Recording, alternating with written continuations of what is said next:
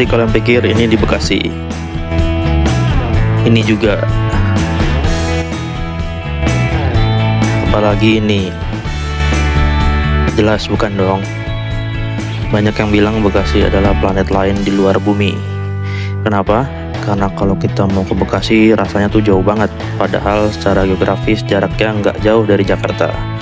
Kenapa Bekasi terasa jauh? Ya pasti karena macet. Selain itu cuaca Bekasi juga katanya lebih panas nih daripada Jakarta. Nah karena banyak yang bilang Bekasi itu jauh, maka dari itu gue putuskan ke sana naik gajah aja deh. Oke, kita lanjut jalan-jalan motoran lagi aja dengan tujuan ke Bekasi, biar pada tahu situasi dan kondisi malam hari di kota Bekasi itu seperti apa. Yuk gas. Assalamualaikum warahmatullahi wabarakatuh. Selamat malam teman-teman semua. Apa kabar? Ketemu lagi di Bisono Farm. Ini konten jalan-jalan malam hari ini. Mau nyoba malam hari, mau lihat situasi kondisi jalanan Jakarta dan sekitar di malam hari. Kita mulai dari Tanah Kusir. Ini posisi gue di Tanah Kusir sekitar jam 7:30 malam. Ini gue mau ke Cibitung, Kabupaten Bekasi. Jadi ini rencananya mau muter-muter aja, mau jalan-jalan aja sambil bikin konten. Nanti gua akan lewat beberapa jalan.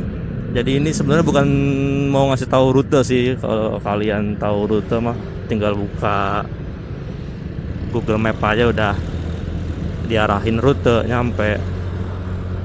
Ini sih lebih kepada ya semoga yang nonton bisa menikmati situasi kondisi malam hari di Jakarta menuju ke Cibitung. Jadi nanti gue mau lewat Manggarai dulu. Jadi ini kita mau menuju ke arah Manggarai, nanti lewat Palmerah. Dari sini lewat Palmerah, setelah Palmerah Manggarai, kemudian langsung ke Jatinegara. Nanti dari Jatinegara terus aja sampai ketemu Klender dan Buaran. Jadi gue nggak lewat Kalimalang seperti biasa, karena memang tiap ke Bekasi paling ogah lewat Kalimalang, mau pulang mau pergi ribet jalannya dan terlalu rame juga. Jadi paling enak emang lewat Buaran aja. Buaran lurus terus tembus nanti tahu-tahu udah di Kranji, stasiun Kranji, stasiun Bekasi, kota Bekasi, Tambun, terus Cibitung. Nah dari Cibitungnya itu juga lumayan jauh sih, masih setengah jam lagi masuk ke dalam perumahan di dalam desa ya, desa Mutikwari kalau nggak salah, di Cibitung sana. Estimasi 2 jam perjalanan sampai ke sana. Mungkin bisa molor 2,5 jam. Nanti ini pelan aja, santai aja. Kalau ada yang dingin pinggir jalan, belilah, istirahat dulu, beli minum-minum. Jadi ya seperti biasa, konten ini bukan konten kebut-kebutan. Ini konten menikmati perjalanan dan bukan konten untuk menikmati tujuan perjalanan, tapi menikmati perjalanannya di jalan ini.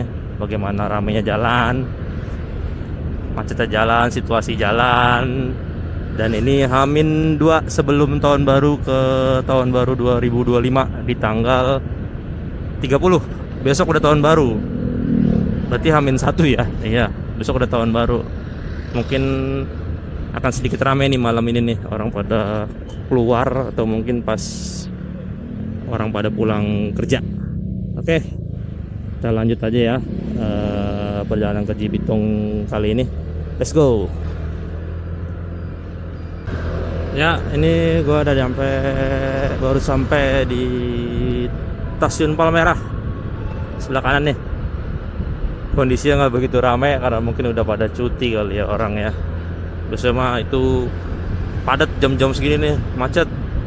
Apalagi tadi di halte busway-nya tadi sebelah kiri itu penuh, nggak ada ruang biasanya, orang-orang pada pulang kerja jam-jam segini. Nah ini mungkin udah long weekend kali ya, udah pada cuti, nggak begitu rame. Jadi tadi jalan juga nggak begitu rame juga, lancar-lancar aja sampai sini nih. Ini lanjut kita ke arah Pejompongan. Dari Pejompongan kita ke Karet, kemudian arah Manggarai. Ya, yang paling ngeselin nih kalau tiap habis pelang rel kebuka gini, macetnya. Dan tiap lewatin rel gitu ya itu budak saling rebutan. Apalagi nanti yang di rel di daerah Cibitung nanti gue lewatin itu kacau tuh,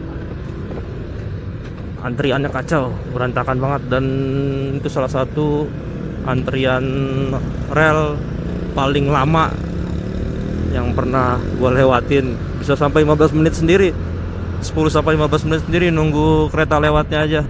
Oke, oh ya, ini lampu yang gue pakai ini sinar kuning, ini lampu tembaknya nih. Kemarin udah sempat di review juga, dilihatin di video sebelumnya. Ini pakai lampu merek Senlo X1, hampir sama dengan Duromoto X1 atau enggak Orios SL 100. Jadi itu sama pabrik, cuma beda branding doang, sama beda harga. Jadi kalau dia brandingnya pakai Duromoto tuh mahal, karena memang kan dia resmi dari Indonesia dan ada garansi. Duromoto itu 6 bulan, jadi agak sedikit mahal. Tapi sama aja, tipe-tipenya, bentuknya sama, cahayanya sama dengan Senlo atau dengan merek Orios. Cuma yang bikin beda ya harga itu, karena dia resmi dari Indonesia, sementara Senlo itu enggak ada garansi. Nah, Orios itu resmi juga, ada garansi juga, lebih panjang malah dia, kalau nggak salah dia setahun. Kalau Duromoto itu 6 bulan garansi ganti baru. Kalau Senlo ini lebih murah karena nggak ada garansinya. Tapi sejauh ini gue pakai sih oke. Hujan-hujanan, debu-debuan, nggak rewel, nggak mati sama sekali. Paling ya lensa-lensanya aja perlu dibersihin sedikit, debu biasanya. Tapi untuk cahaya kuningnya ini juga oke sih. Ini hampir sama dengan Duromoto dan Senlo. Kalau mau merubah cahayanya ya tinggal dibalik aja lensanya. Jadi misalnya dekatnya mau kuning atau dekatnya mau putih, jauhnya mau kuning atau jauhnya mau putih, dibalik lensanya jadi bisa. Nah ini gue pasang, ini dekatnya putih, dekatnya kuning, jauhnya putih. Ya ini di kolong underpass Duku Atas. Ini depan udah mau menuju ke arah Manggarai.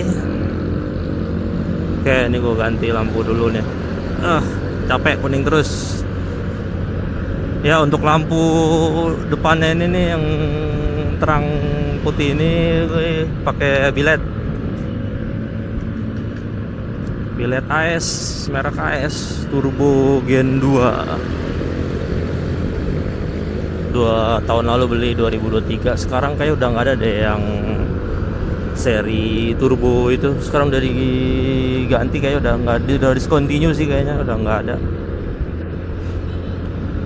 Ini yang ukuran 3 inch, sejauh ini puas banget pakai ini sih. Oke, terang, lebar ini sih yang gue cari. Lebar ke kanan kirinya luas. Ini 3 inch baru pakai 1, gimana kalau pakai 2? Mungkin bisa terang banget kayak lampu dangdut. Ya, ini di pintu air Manggarai. Jadi ini salah satu pintu air terkenal di Jakarta. Katanya sih banyak cerita-cerita mistis, mitos-mitos gitu di pintu air ini. Sejarahnya juga katanya lumayan mengerikan. Bukan mengerikan ya, ya lah, punya sejarah lah. di pintu air ini. Dan ini di daerah sini juga sering terjadi tawuran ya, di jalan tambak ini. Nih masih macet nih, tadi lepas jalan tambak tadi. Ini mau ke underpass Pramuka, makin sempit aja jalannya. Mau dibikin apa sih ini? Kemarin sempat ditutup, sekarang makin sempit malah. Jalan langganan macet nih jalanan ini. Tapi nanti setelah lepas dari sini ke Jatinegara sih pasti bakal lancar, karena jalannya lebar tuh itu tuh. Jatinegara situ. Jadi titik macetnya cuma di sini aja. Kita nikmati aja suasana Jakarta di malam hari menuju tahun baru.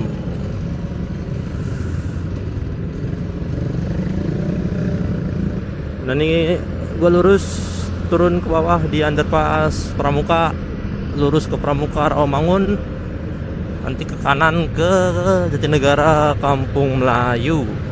Oke, lanjut. Nah ini udah di jalan Jatinegara, nyata rame. Dan ini jalannya enak, nggak macet sih karena lebar di jalan Jatinegara ini. Nah rata-rata jalan sepanjang Jatinegara ini banyak yang jual obat kuat tuh. Kayak di daerah Harmoni, arah Glodok gitu, obat kuat juga banyak sepanjang jalan. Sama kalau siang, ini malam ya, siang harusnya ramai juga nih orang jual helm di sebelah kiri. Nah ini berarti malam nggak ada, berarti malam tutup mereka. Jual helm, dan kalau dilihat tuh helmnya ya lumayan bermerek yang dijual itu. Entah itu sih helm second, entah itu dari mana helmnya, tapi masih bagus-bagus. Tapi ini nggak ada malam, berarti siang doang adanya. Malam tutup mereka. Bisa sepanjang jalan ini nih, helm. Kadang ada yang bagus-bagus juga. Kalau ngeliat kadang mau beli, apa masih di depan kali ya, nggak ada. Ini udah rame jual petasan.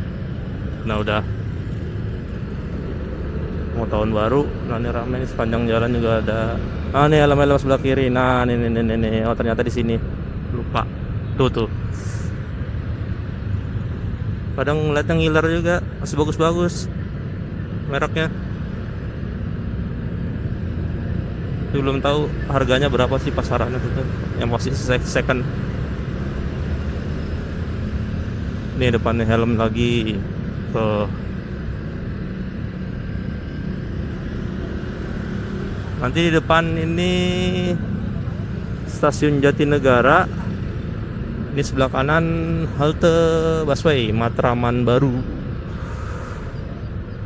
Nah ini masih ramai, banyak banget yang dagang nih, ada jual barang bekas, obat kuat, petasan, helm, sepatu. Karena di depan itu pasar Jatinegara itu terkenal dengan jual-jual ini hewan-hewan. Ada kelinci, hewan piaraan lah, ada kelinci, ada ular juga ada, ikan. Di sebelah kanan nanti nih. Sebelah kanan, di sebelah kiri. Sebelah kiri depan, jadi itu kayak sentranya gitu lah, jual-jual hewan. Nah ini di depan nih sebelah kanan ini Mall Ciplas Klender. Ini mall bersejarah di Indonesia. Jadi ini dulu, ini sebelah kanan nih. Jadi ini dulu tuh mall saksi hidup tragedi 98. Dulu namanya belum Ciplas Klender, belum. Dulu namanya Yokia Klender, Mall Klender lah pokoknya lah. Dulu 98 itu kan jadi korban pembakaran. Jadi memang sejarahnya angker di situ katanya. Setelah habis kejadian itu banyak cerita-cerita mistis karena memang korbannya banyak, ratusan. Jadi korbannya itu waktu tragedi 98 itu kerusuhan pada apa ya, jarah. Ada mungkin ada provokator atau gimana, ada arahan ya bikin kekacauan, pada jarah semua di situ. Jadi waktu jarah Mall Klender itu ada yang bakar, kalau baca-baca ya dari Google itu ada yang bakar, ada yang memicu untuk bakar. Jadi nggak serta merta itu kebakar karena murni kebakaran, jadi emang ada yang bakar. Nah pas ada kebakaran itu masih banyak orang-orang yang di dalam lagi pada sibuk-sibuk ngejarah tuh, mereka kejebak di dalam itu, dan rata-rata ya nggak ada yang bisa keluar dan jadi korban kebakar hidup-hidup. Itu banyak korbannya tuh. Dia memang waktu itu crowded banget tahun 98 itu. Hampir semua mall-mall di Jakarta itu pasti kacau, entah itu dijarah, entah itu dibakar atau gimana.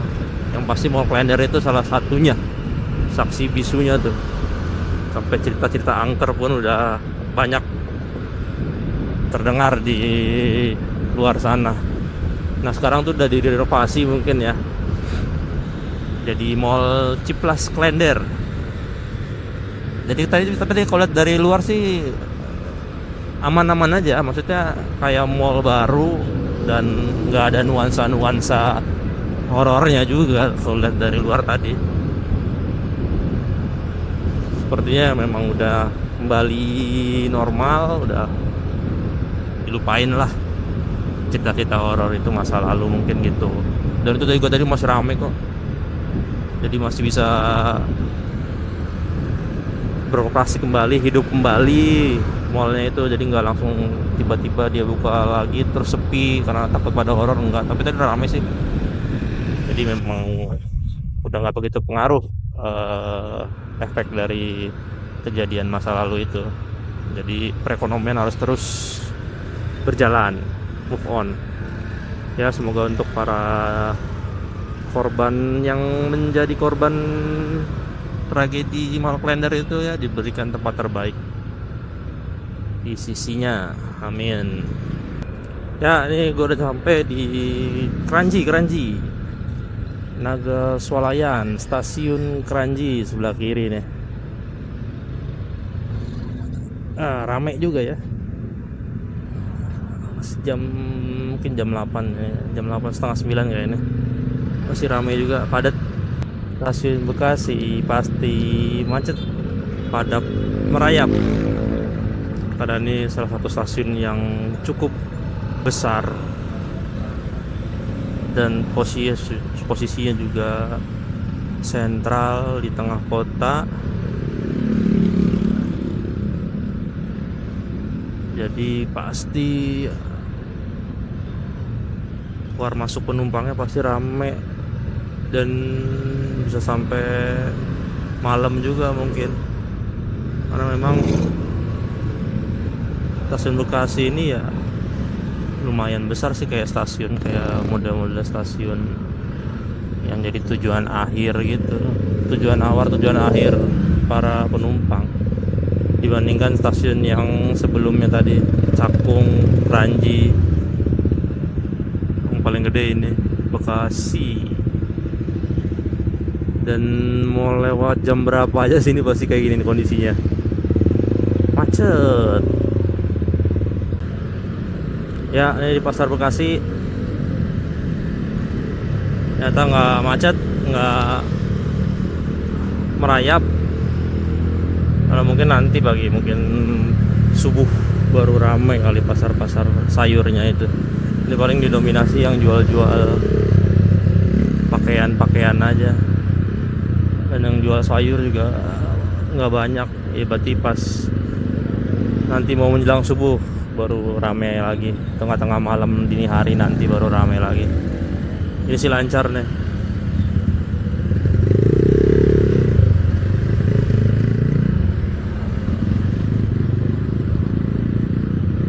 Ini di depan jalur terminal, sebelah kanan terminal Bekasi juga nggak begitu rame, didominasi sama bus Prima Jasa. Oke, ini kita sudah sampai di kota Bekasi. Welcome to Bekasi. Kondisinya ramai lancar Bekasi. Ini merupakan salah satu akses orang-orang yang nanti lebaran mudik. Pasti ini padat banget di jalannya. Salah satu akses mudik motoran pasti lewat sini menuju ke Pantura.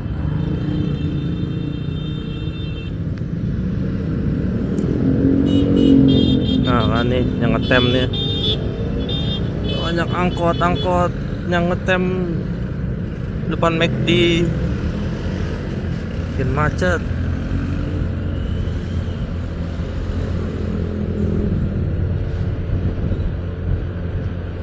Nah di depan underpass apa lupa, kemarin baru inget. Underpass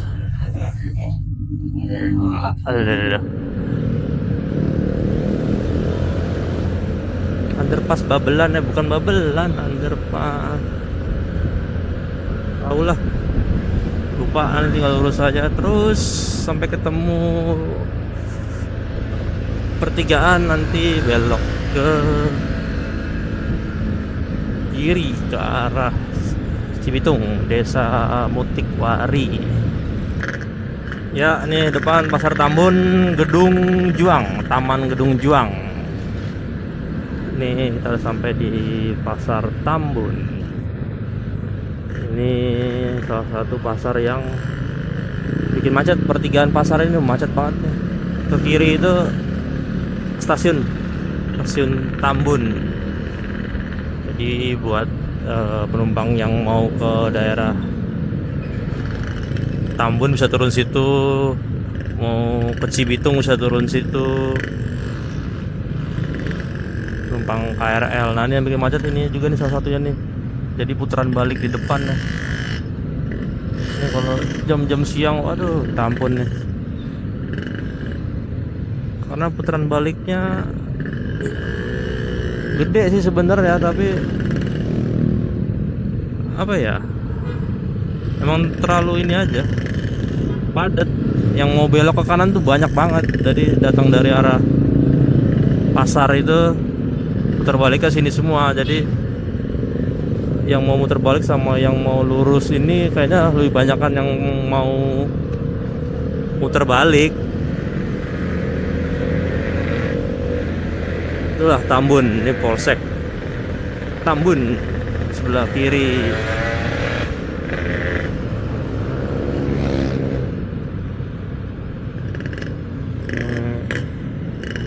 Ini ke kanan ke Kalimalang. Kanan ke Kalimalang.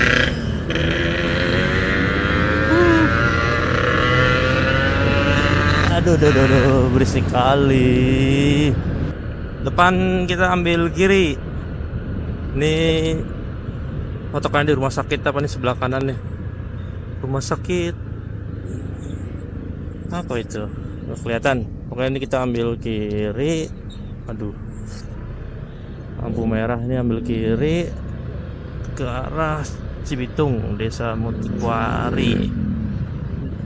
Ambil lewat, masih lurus ke depan sih sebenarnya masih bisa juga. Setelah Pasar Cibitung itu ambil kiri Jalan Bose. Tapi lewat sini aja lah, masih kejauhan itu. Nah, di depan nih nanti ada rel kereta api yang gue bilang tadi di awal video, yang lumayan ngeselin, lama banget. Bisa sampai 10 menit, 15 menit masa nungguin rel kereta doang. Nah tuh lihat tuh, macetnya udah dari sini nih, udah sampai sini. di depan.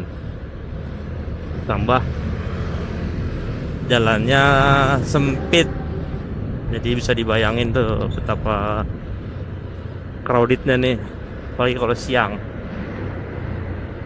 Nggak perlu nunggu lama. Ini perintasan apa sih, kereta api ya, apa, Tridaya Sakti, daerah Tridaya Sakti ya.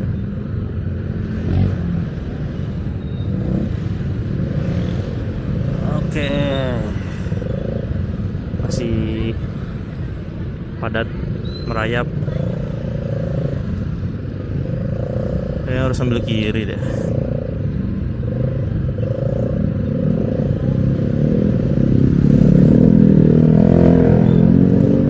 Oke, tiap melewati perlintasan habis rel kebuka gini harus penuh konsentrasi nih, karena apa, rapat dan jalan pas lewatin relnya batu-batu begini, jadi ngeri kesangkut, macet. Ya, ini masih di Tambun Selatan, masih di Kecamatan Tambun Selatan, Kabupaten Bekasi. Ini kita belok kanan ke arah Kecamatan Cibitung, terus sebelah kiri lurus itu ke Pasar Tambun. Saya perumahan padat ya. Nah, tuh di depan sebelah kanan ada Monas. Atau Monas sampai sini. Dari sini ada Monas juga. Nanti di depan itu kayak jalanan udah mau menuju ke lokasi, jalan udah mulai gelap.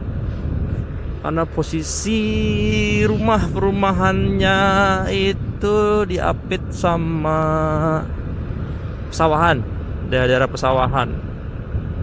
Jadi suatu perumahan itu kayak sekitar berapa hektar gitu gedenya gitu, berdiri di sekitar persawahan. Dia penerangannya masih belum banyak. Kalau di sini kan masih apa ya, masih padat lah, kayak kotanya lah, kota kecil ya gitu. Jadi ini memang akses jalan akses utama nih. Udah mulai gelap jalannya. Nanti di depan tuh inian tol. Jadi ini ada flyover baru, akses tol yang baru juga. Tol Cibitung ya, Cibitung Tanjung Priok kalau nggak salah ya. Pokoknya tol baru ini belum lama operasi, setahun lah. Nah, jadi ini aksesnya kita melewati atas tol, dan karena masih baru jadi tuh gelap. Ya, ini di Jalan Raya Kali CBL. Kita ambil kanan. Udah makin masuk ke dalam nih. Dari jalan utama tadi Pantura. Di sini sih masih ramai kondisinya. Sekarang jam 9 malam, jam 9 lewat 12 tadi. Ada kafe-kafe kecil juga buat nongkrong.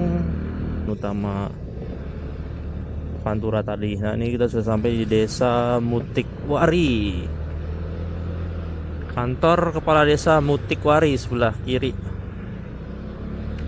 Kecamatan Cibitung, Kabupaten Bekasi. Ini di depan udah sawah nih tuh. Jadi mau udah mulai perumahan di sini, sawah, terus ada klaster perumahan. Nah tuh lihat tuh sebelah kanan sawah semua, sebelah kiri perumahan, klaster, seberangnya sawah. Ini sekarang udah jam hampir setengah 10. Jadi tadi gua jalan jam 7. Pas jam 7 tadi jalan dari rumah sampai sini jam setengah 10. Jadi jam setengah 10 ya, 2 jam setengah nih.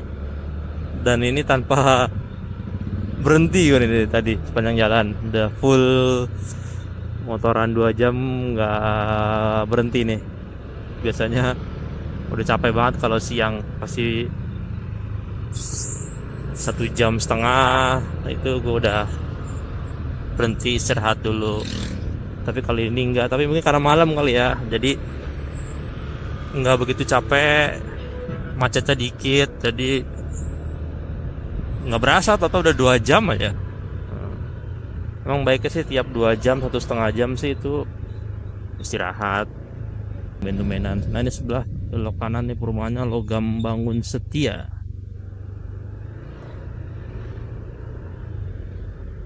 Logam Bangun Setia 2 Cibitung. Ya nih gue udah mau nyampe. Kemungkinan videonya kita sudahi sampai di sini, perjalanan dari rumah di Pondok Aren Tangerang Selatan ke Cibitung. Jadi total waktu yang ditempuh 2,5 jam. Lama kan? Nah itulah kebiasaan selalu santai di jalan. Seharusnya sih nggak nyampe segitu, tapi ya menikmati karena memang bukan tujuannya yang dicari.